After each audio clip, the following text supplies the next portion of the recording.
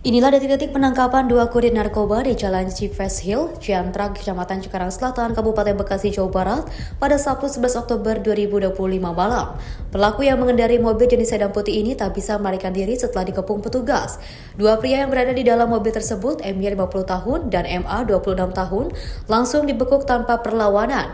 Dari hasil penggeledahan, petugas menemukan dua koper biru berisi 20 bungkus sabu, sebanyak 20 kilo dan 4 bungkus ekstasi, dengan total 20.000 butir. Penangkapan ini merupakan hasil penyelidikan panjang sejak awal Oktober setelah polisi mendapat informasi masuknya narkotika dari Malaysia ke wilayah Cikarang. Kedua tersangka dijanjikan upaya 50-100 juta oleh seseorang berinisial AY yang saat ini dalam pengerjaan petugas jika berhasil terjual.